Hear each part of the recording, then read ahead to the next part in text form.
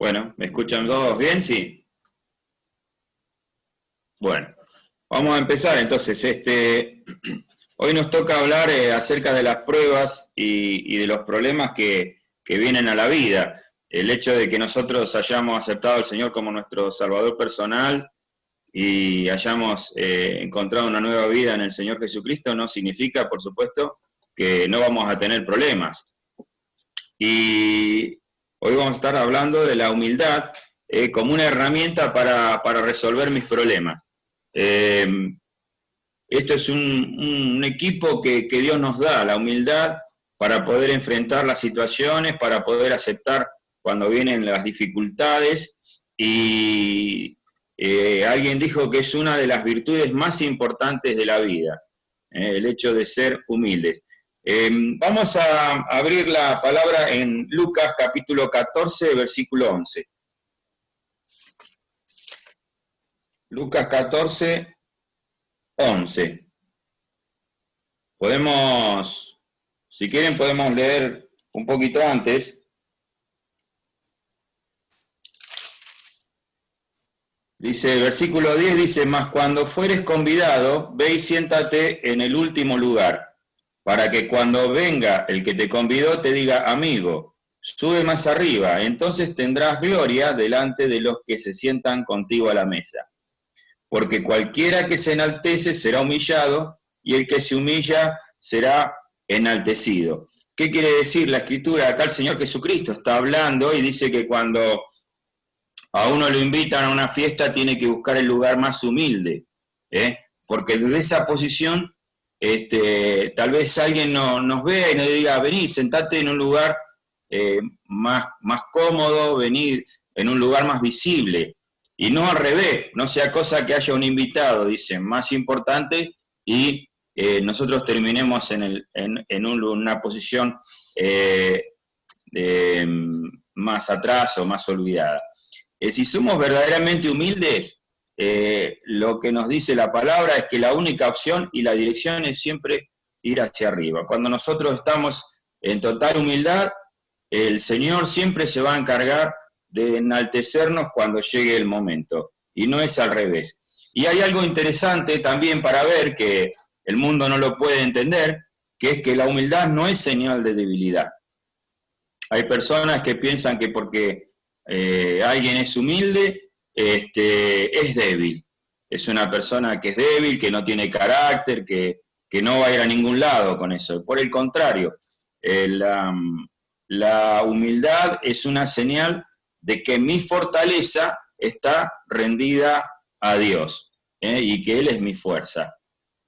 Cuando hablamos y vemos en el Antiguo Testamento al pueblo de Israel y ellos tenían que ir a la batalla, ellos siempre tenían que poner al Señor por delante, y el Señor era el que peleaba por ellos, y tenían que ser un pueblo humilde. Las veces que ellos quisieron basar sus triunfos o sus batallas o sus guerras en sus propias fortalezas, terminaron fracasando.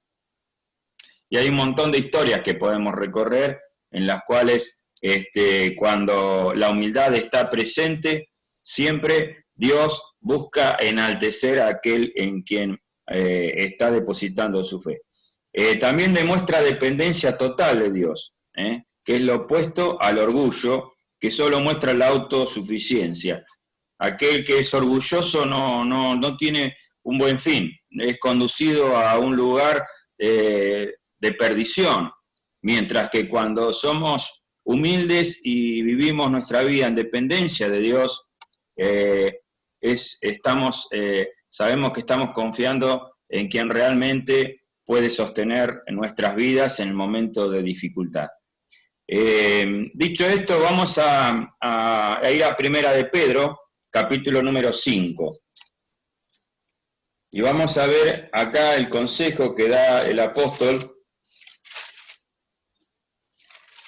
Habla a toda la iglesia, pero principalmente acá va a estar hablando a los líderes de la iglesia, aquellos que son responsables de guiar la grey, a los pastores, a los maestros, a los ancianos, a los líderes, a los diáconos, aquellos que están ejerciendo algún tipo de función dentro de la congregación en el cual tengan mayor responsabilidad que el resto de los hermanos. Y fíjense lo que dice Pedro, ¿no?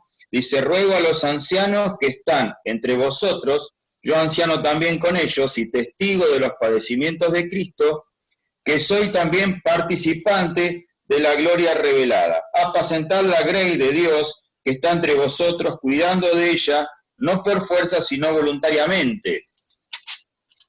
No por ganancia deshonesta, sino con ánimo pronto, no como teniendo señorío sobre los que están a vuestro cuidado, sino siendo ejemplos de la grey. Y cuando aparezca el príncipe de los pastores, vosotros recibiréis la corona incorruptible de gloria. Igualmente, jóvenes, estad sujetos a los ancianos, y todos sumisos unos a otros, revestidos de humildad, porque Dios resiste a los soberbios y da gracia a los humildes. Y dice al final, el versículo 6, humillaos pues bajo la poderosa mano de Dios, para que Él os exalte cuando fuere el tiempo. Y acá podemos rescatar 3 pensamientos de lo que hemos leído en cuanto a la humildad. En primer lugar, hay una instrucción directa del apóstol Pedro hacia los líderes de la iglesia. ¿Y qué dice? Dice que tienen que llevar adelante el ministerio con humildad. Va en contra de cualquier tipo de orgullo. Eso está en el versículo número 5. En el ministerio se tienen, dice, que revestir de humildad. Que revestir de humildad. Es decir, aquellos que estamos sirviendo de alguna manera en algún ministerio, tenemos que ponernos el delantal de la humildad. Esa es la palabra revestir. Es vestirse, es ceñirse, es colocarse una vestimenta.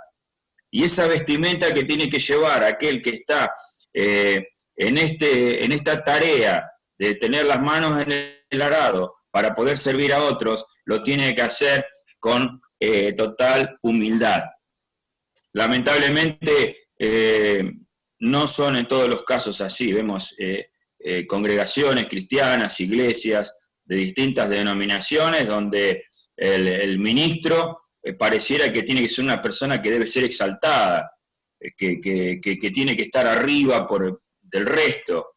Y el Señor Jesucristo nos enseña que el camino es otro, que el camino es el camino de la humildad.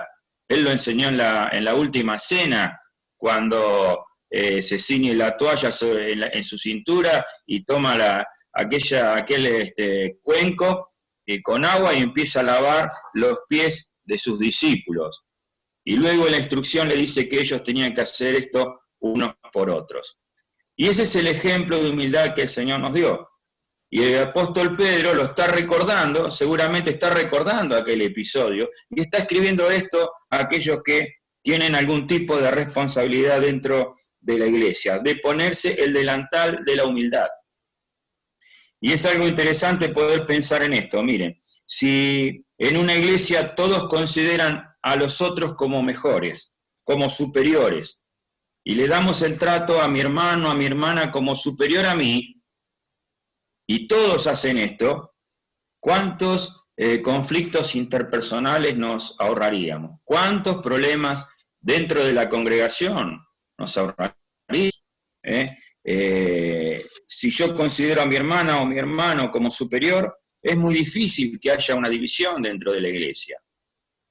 Y seguramente estaremos ejercitando las cosas que realmente son valiosas, el amor, la comunión, el estar preocupados en forma mutua, en buscar al que está perdido, en buscar al que está lastimado, al que está herido, al que no tiene a Cristo, al que está en oscuridad.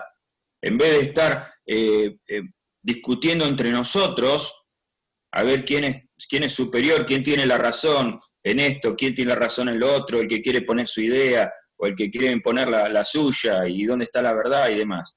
Entonces, este es un principio no solamente para el liderazgo, tiene que nacer en el liderazgo de la iglesia, pero tiene que ser transmitido a todos la congregación. ¿Para qué? Para que justamente podamos, cuando vengan los problemas, enfrentarlos con humildad y estar capacitados en este sentido. En segundo lugar, lo que podemos rescatar del pasaje que vimos también es que cuando nos humillamos, no nos estamos sometiendo a una persona o a una institución o a una cosa.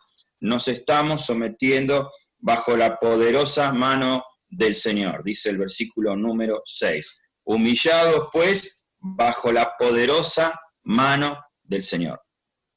Entonces, cuando yo me humillo, no me estoy humillando ante una persona, no me estoy humillando ante una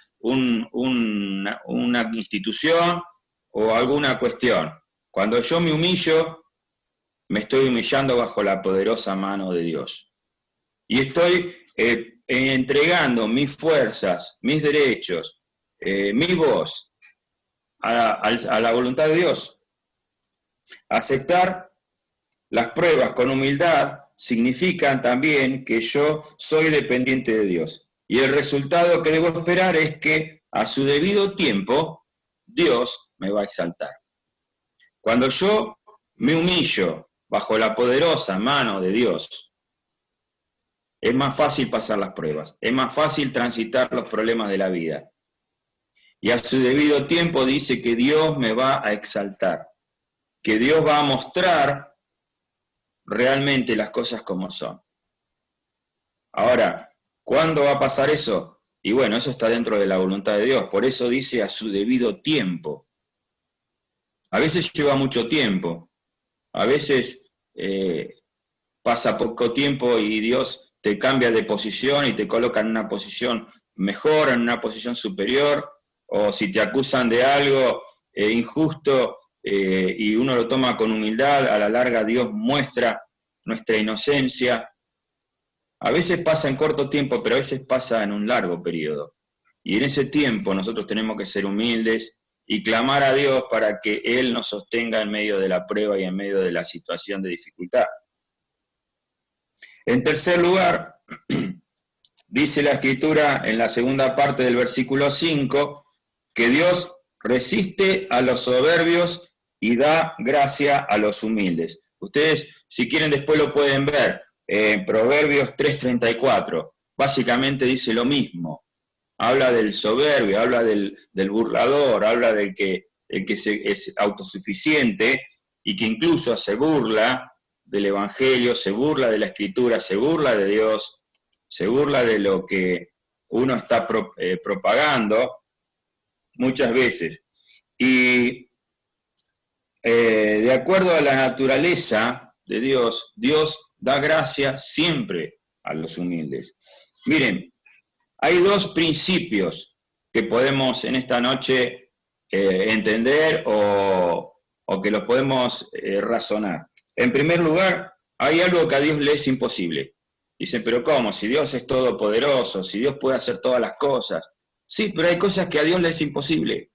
Y una de las cosas que a Dios le es imposible es mostrar gracia a los soberbios. Mostrar gracia a los soberbios. Va en contra de su naturaleza. Aquel que quiere acercarse a Dios con soberbia, no le es permitido. No se puede acercar a Dios con soberbia. Pero también a Dios le es imposible algo. Y gracias a Dios que es así. Le es imposible no mostrar su gracia a aquellos que son humildes de corazón. Dios, cuando ve nuestra humildad, cuando ve que estamos clamando de rodillas delante de Él y que dice, Señor, no puedo más con esta prueba, con esta situación, y caemos de rodillas delante de Él con humildad de corazón y contrito de corazón, la gracia de Dios está disponible para esa persona. Como decía el apóstol Pablo, ¿no? Que clamaba por misericordia, decía, miserable de mí, ¿quién me librará de este cuerpo de muerte? Porque él no quería ofender a Dios, lo vimos cuando estudiábamos acerca del pecado. O el publicano que dice que se golpeaba el pecho, ¿no? Oraba y se golpeaba el pecho y no se sentía digno de dirigirse a Dios. Y el fariseo que daba gracias por todo lo grande que él era. Y el que fue justificado fue, dice, el publicano y no el fariseo. Entonces nos damos cuenta que la actitud que Dios está esperando de sus hijos es de total y de completa humildad y contrición. Ahora debemos hacer una salvedad, y creo que se entienda bien, esta salvedad. La gracia que recibimos por ser humildes, no es que la pagamos con nuestra humildad. Guarda, no es que yo soy humilde y porque yo soy humilde es una virtud que está en mí y estoy comprando la gracia de Dios. No, la humildad es el camino que nos guía para que reconozcamos nuestra condición y para poder recibir por fe la gracia que está en Jesucristo. No sé si se me entiende lo que quiero decir. No es que yo le entrego humildad a Dios y Él me va a entregar gracia. Y es un trueque, es un negocio. Como si yo le entrego buenas obras y Él me entrega perdón. No, no es así, no funciona así.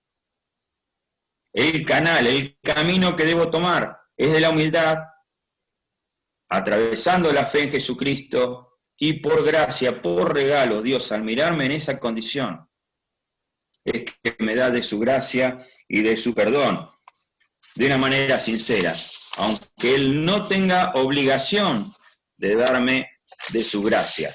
Pero es así, y esta es la realidad y esto es lo que nos enseña las Escrituras. Cuando nosotros nos humillamos, Dios nos va a engrandecer a su debido tiempo. Vamos a leer Santiago, capítulo 4, para reforzar estos conceptos que estábamos diciendo recién. Santiago 4, del 6 al 8. Dice las Escrituras de esta manera: acercaos a Dios y Él se acercará a vosotros. Pecadores, limpiad las manos, y vosotros los de doble ánimo, purificad vuestros corazones. Afligíos y lamentad y llorad, vuestra risa se convierta en lloro y vuestro gozo en tristeza. Y este es el versículo que quiero resaltar. Humillaos delante del Señor y Él os exaltará. Humillaos delante del Señor y Él os exaltará. Nuevamente, acá el apóstol Santiago también está reforzando o diciendo lo mismo que dice Pedro. Y lo mismo que ustedes pueden buscar después en Proverbios. Es decir, que hay un hilo conductor en cuanto a la humildad. Desde la antigüedad, desde el Antiguo Testamento hasta el Nuevo Testamento y hasta la Iglesia, de que la humildad es la manera apropiada para que Dios derrame su gracia sobre la vida de los creyentes y que lo ayude o que lo fortalezca para poder salir en medio de la prueba y de la aflicción. Ahora, cuando hablamos de humildad, perdón, hay un término muy relacionado con la humildad que es la mansedumbre. Y cuando hablamos de mansedumbre estamos hablando de la gentileza de alguien cuya fuerza ha sido sometida a Dios. Este individuo, esta persona que es mansa, es una persona que demuestra gentileza al someter su fuerza, su poder, su autoridad a la voluntad de Dios. Cuando hablamos de un animal manso, por ejemplo un caballo que fue amansado, fue domado, el animal sigue teniendo la misma potencia para hacer un trabajo, para hacer una destreza, para hacer un montón de cosas. Por ejemplo, en el campo, el animal sigue siendo el mismo, sigue teniendo la misma potencia, la misma fuerza, pero su carácter fue modificado. Y ahora ya no hace lo que quiere, sino lo hace lo que le ordena el jinete, a través de las distintas maniobras, con las riendas y con los demás elementos para poder ser dominado. Entonces, esa potencia, esa fuerza que el animal tenía y que se perdía o que no era productiva, ahora se convierte en algo productivo y en algo que da utilidad. Del mismo modo, nuestras fuerzas, nuestros conocimientos, nuestras habilidades, si están fuera de la voluntad de Dios, no producen ningún tipo de efecto provechoso. Pero cuando nos convertimos y Dios va colocando este carácter o va forjando este carácter de mansedumbre en nuestras vidas, Toda nuestra potencia, nuestras fuerzas están siendo encauzadas para la gloria de Dios y están siendo sometidas a su voluntad. Y ahí podemos decir que somos mansos. ¿Qué podemos decir? Somos mansos, pero no significa que somos débiles. Fíjense en un ejemplo. Por ejemplo, acompáñenme en el libro de Números. Números capítulo número 12.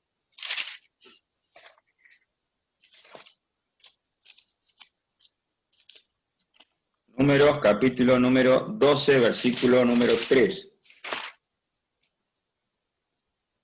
Ahí está hablando de Moisés.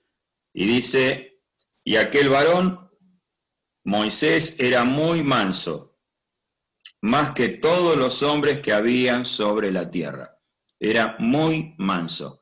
Y todas las personas que existían en la tierra en esa época, no sé cuántos millones de personas habría, ninguno era tan manso como él, era muy manso, dice.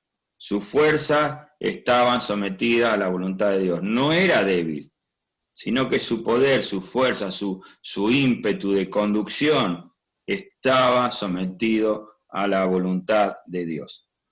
El mejor ejemplo que podemos ver es el Señor Jesucristo. Allí en Mateo 11,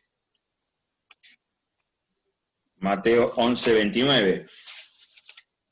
¿Se acuerdan lo que el Señor dijo en esa oportunidad, en esa ocasión? Mateo 11, 29, hablando de que debíamos llevar su yugo y que debíamos ir a Él. 11, podemos leer desde el 28. Venid a mí todos los que estáis trabajados y cargados, y yo os haré descansar. Llevad mi yugo sobre vosotros y aprended de mí, que soy manso y humilde de corazón, y hallaréis descanso para vuestras almas, porque mi yugo es fácil y ligera mi carga. ¿De quién tenemos que aprender? Del Señor. Él es nuestro mejor ejemplo en cuanto a lo que es mansedumbre y humildad. Fíjense, están unidas los dos vocablos, los dos términos, están en un mismo contexto. Y ese contexto está definiendo nada más ni nada menos que la persona del Señor Jesucristo. El Señor Jesucristo era manso y humilde. Su fuerza, mientras Él estuvo viviendo su vida terrenal, fue sometida al perfecto control del Padre. Imagínense, ¿no? El poder, la potencia del Señor Jesucristo. Aquel quien dio origen a todas las cosas, el que en el principio con su voz creó todo lo que existe, el universo, la tierra, los cielos, las estrellas, la vida, y la sustenta con el poder de su palabra, dice Colosenses. Desde lo micro hasta lo macro, desde el universo, las estrellas, las galaxias son sostenidas por la potencia de Cristo, hasta lo más microscópico de la biología, por ejemplo, de nuestro organismo. Lo sostiene el poder de Cristo. Y toda esa fuerza, todo ese poder sometido completamente a la voluntad de Dios. Por eso dice que Él era manso y humilde de corazón. Manso y humilde de corazón. Y todo lo que Él obraba, lo hacía dentro de la voluntad de su Padre. Vamos a ir a un pasaje más, y con esto vamos a ir terminando la reflexión de esta noche. Filipenses capítulo número 2, un pasaje muy conocido de la carta de los Filipenses, que nos va a hablar acerca de la humildad del Señor Jesucristo, de su humillación y de su entrega en la cruz del Calvario. El apóstol está hablando acerca de la unidad de la iglesia, cuando empieza el capítulo. Y dice que si hay algo que puede completar una iglesia es completar el gozo al mostrar la humildad de Cristo unos a otros. ¿Y cómo es esa humildad? Bueno, él va a pasar a contar, ¿no es cierto?, cómo el Señor Jesucristo demostró su humildad al ir a la cruz por cada uno de nosotros. Filipenses capítulo 2, versículo número 5, al 11. Dice, haya pues en vosotros este sentir que hubo también en Cristo Jesús, el cual siendo en forma de Dios, no estimó en ser igual a Dios como cosa a que aferrarse, sino que se despojó a sí mismo, tomando forma de siervo, hecho semejante a los hombres, y estando en la condición de hombre, se humilló a sí mismo, haciéndose obediente hasta la muerte, y muerte de cruz. Por lo cual Dios también le exaltó hasta lo sumo, y le dio un nombre sobre todo nombre, para que en el nombre de Jesús se doble toda rodilla de los que están en los cielos y en la tierra y debajo de la tierra, y toda lengua confiese que Jesucristo es el Señor, para gloria de Dios el Padre. Hasta acá el pasaje que estamos leyendo y que vamos a analizar. Y no vamos a analizar todo el pasaje porque es muy rico, hay muchas figuras, hay muchas cosas para ver.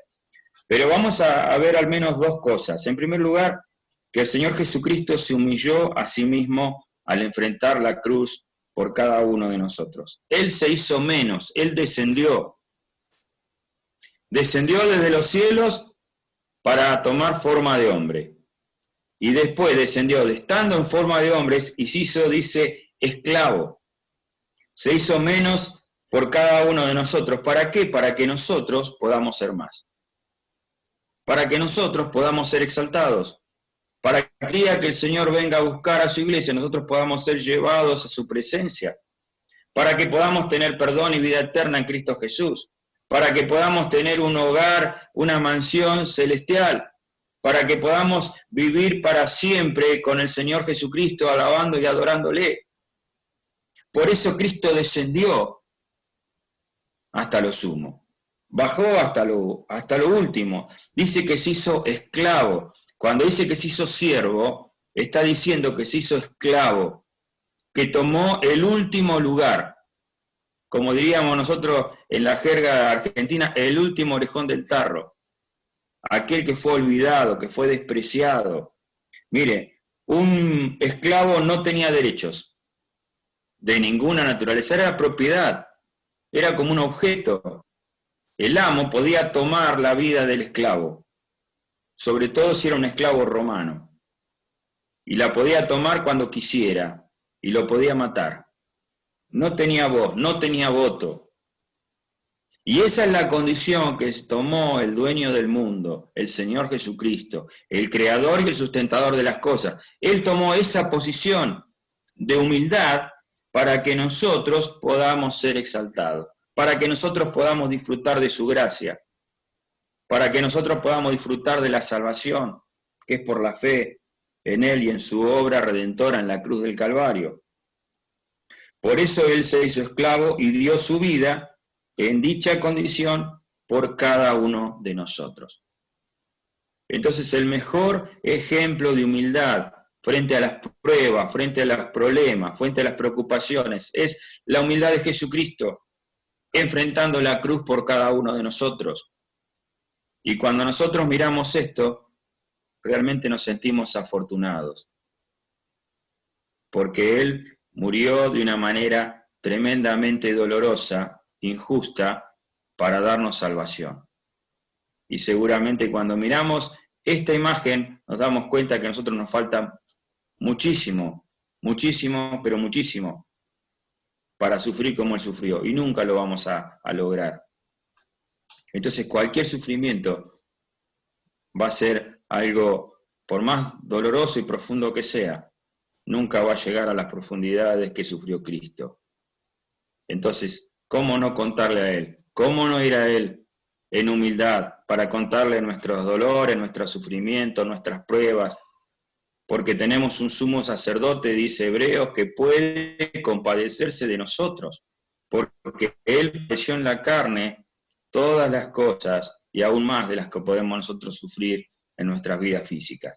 Entonces, qué interesante poder estudiar esto, ¿no? El sufrimiento y la humillación de Cristo. Y en segundo lugar, dice la Escritura que Él se despojó de sí mismo. Se despojó para demostrar su humillación. Lo hizo pública su humillación.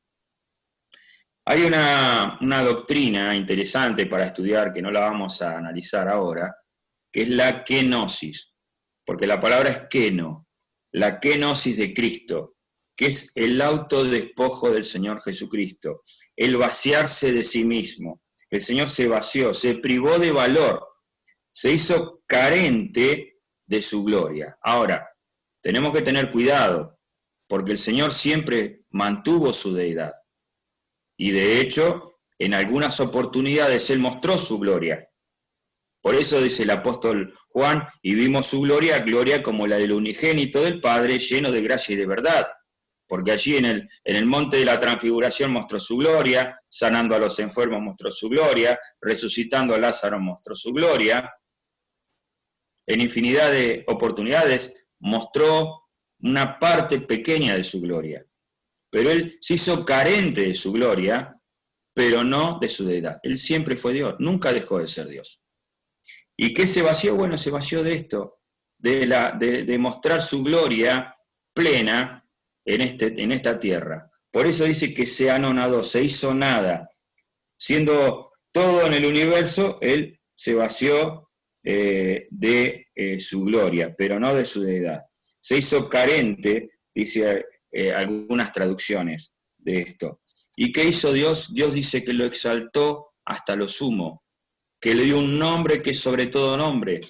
¿Para qué? Para que en el nombre de Jesucristo se doble toda rodilla de los que están en los cielos, en la tierra y debajo de la tierra, y toda lengua confiese que Jesucristo es el Señor. Ahora, esto último que leímos todavía no ha tenido un cumplimiento completo y perfecto. Se cumple en la iglesia de Jesucristo, se cumple en el grupo de los redimidos por Cristo, de aquellos que han recibido al Señor como su Salvador personal y lo hacen de una manera voluntaria. Pero un día, cuando Él venga a reinar con su iglesia, todo el mundo caerá de rodillas. Todo el mundo tendrá que reconocer su gloria, su deidad, su posición. Y algunos lamentablemente estarán en un tribunal. Y ese tribunal será el fin para ellos. ¿Por qué? Porque si no están inscritos en el libro de la vida, dice que serán lanzados al lago de fuego y azufre, que su fin es el infierno. Por eso tenemos que predicar el Evangelio a tiempo y afuera de tiempo, y con humildad tratar de ganar a las personas que aún no conocen a Cristo, porque están perdidos eternamente si pasan de este mundo. Y esto lo sabemos y lo conocemos muy bien. Tenemos que mostrar la humildad de Cristo en nuestras vidas, hermano. Aún en medio de las pruebas, aún en medio de las dificultades, aún en medio de las necesidades, frente a los problemas, frente a las pruebas que se presentan y que no podemos controlar, las Escrituras, el consejo de Dios es de responder con humildad y tener total dependencia del Señor. Y si no, ¿de quién vamos a depender en este tiempo? ¿De quién nos vamos a agarrar? ¿De quién nos vamos a aferrar? ¿De una cuenta bancaria? Que sabemos que por ahí el banco quiebra y perdemos todo, o nos vamos nosotros de este mundo y ¿qué nos vamos a llevar la riqueza? De un conocimiento, de una carrera, ¿de dónde nos vamos a aferrar? ¿A dónde hay seguridad en este mundo? ¿Cuántas personas antes de la pandemia habrán invertido en distintos negocios y habrán dicho, bueno, vamos a poner un gimnasio y vamos a poner una tienda de ropa y vamos a abrir esto y un restaurante y hoteles? Y miren, algunos están quebrando, algunos están perdiendo todo lo que tenían, porque es así. Es transitoria la gloria de este mundo. No dura nada. En un plumazo se puede borrar todo, pero lo único que permanece para siempre es aferrarnos al Señor Jesucristo, aferrarnos a su gracia, ser humildes, de corazón humildes, imitarle a Él, buscar el camino que Él ha trazado y poder ganar a otros para Él. De este modo, seguramente la prueba va a producir fruto en nuestra vida. A veces vienen los problemas y decimos, ¿por qué, Señor, me toca esto? ¿Por qué me toca a mí sufrir así? Y quizás la pregunta tiene que ser de otra manera. Señor, ¿cuál es tu voluntad? ¿Cuál es tu propósito por el cual mandaste este problema? ¿Cuál es el propósito por el cual Dios, por ejemplo, está mandando esta pandemia al mundo? Nosotros tenemos que analizarlos como creyentes y ver cuáles son, qué es lo que quiere Dios hablarnos a nosotros personalmente, como familia, como iglesia. Pero también la humanidad tiene que pensar esto. Dios tiene un propósito cuando manda pruebas, cuando manda problemas. Y en este tiempo nosotros tenemos que decir esto, bueno, ¿cuál es el propósito para la iglesia vivir este tiempo de confinamiento, este tiempo de pandemia? Tal vez es buscarle con mayor ahínco a él, predicar el evangelio por otros medios, extrañar la comunión con los hermanos, que a veces no valoramos y decimos, bueno, uy, hace frío, no voy al templo. Ya va a haber mucho, va a haber otro que vaya. Y hoy día anhelamos juntarnos, anhelamos estar juntos, decíamos al principio que arrancó la reunión, ¿no es cierto?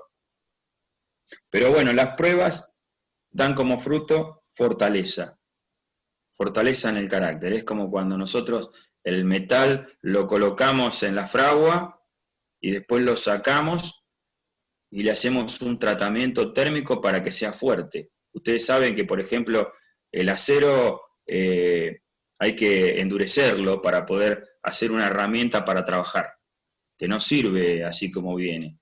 Y muchas veces hay que meterlo en el fuego, calentarlo y luego enfriarlo violentamente en aceite y luego hacerle el revenido y el temple y demás para que pueda ser útil.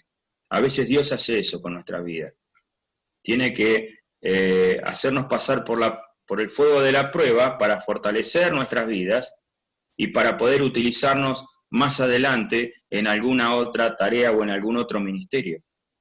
Pero sin ese tratamiento no lo va a poder lograr. No vamos a hacer herramientas aptas para poder cumplir su propósito. Entonces a veces los problemas vienen por esto. Dios te hace pasar por problemas, ¿para qué? Para que cuando vos salgas victorioso de la prueba, tal vez puedas ser el testimonio a otro y fortalecer a otra persona. Pero tenés que tener la experiencia anterior de haber sufrido alguna situación y aceptarlo y sufrido con humildad.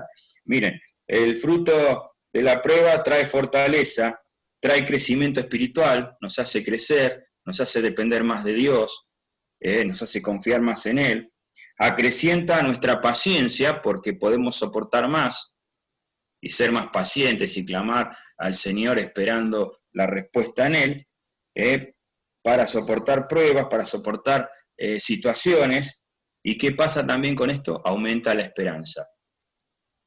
La esperanza de saber que lo mejor para el creyente está por venir, y es Cristo.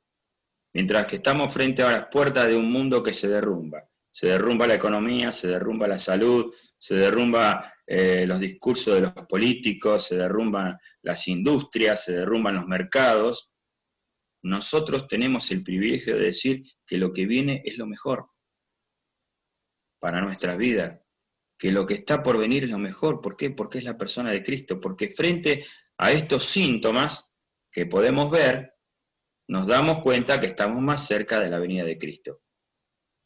¿Y cómo vamos a estar nosotros?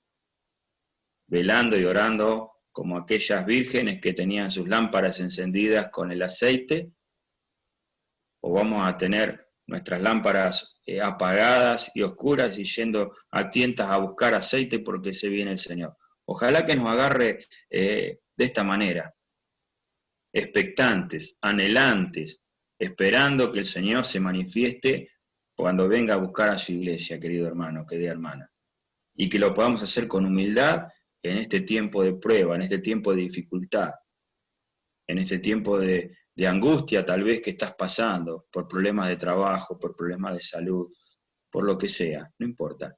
El Señor te entiende y te comprende, y Él quiere que con un corazón humilde le busquemos a Él, para que Él nos muestre su propósito en nuestras vidas. Vamos a terminar orando.